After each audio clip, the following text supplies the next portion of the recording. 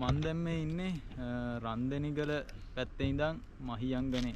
ඒ කියන්නේ රන්දෙනිගල මේ පැත්ත මහියංගනේ තියෙන්නේ මේ පැත්ත. රන්දෙනිගල ඉඳන් මහියංගනේට යද්දි හම්බෙන පළවෙනි පාලම. පාලමට පල්ලෙහින් ඔයාලට මම පෙන්නන්න. අර පැත්තෙන් ගලාගෙන එන්නේ උමාඔය. ඒතර උමාඔය ගලාගෙන ඇවිල්ලා මේ පැත්ත ඇවිල්ලා රන්ටැඹේ ජලාශය.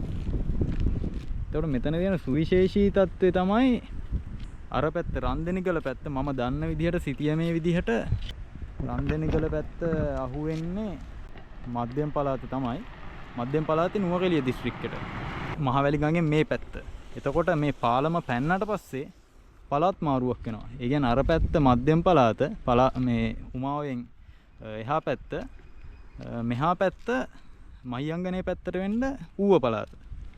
එතකොට පළාත් දෙකක බෙදීමක් වෙනවා මේ උමාවෙන් මෙතනින්. එතකොට මං ඉන්නේ මේ පළාත් දෙකක බෝඩර් එකක් උඩ තමයි මං ඉන්නේ දැන්.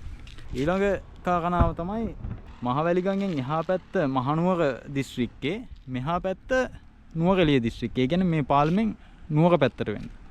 හැබැයි මේ පාලමෙන් මහියංගනේ පැත්තට ගියාම මහවැලි ගඟ එහා පැත්ත නුවර දිස්ත්‍රික්කේ මෙහා පැත්ත බදුල්ල දිස්ත්‍රික්කේ. කියන්නේ මෙහා පැත්ත මහියංගනේ එහා පැත්තේ හසලක. ওই විදිහට තමයි බෙදීම වෙන්නේ. ඉතින් විශේෂ තැනක් මම වැරදි නම් දන්න කෙනෙක් ඉන්නවා නම් නිවැරදි කරන්න. ඕක තමයි විස්තරේ.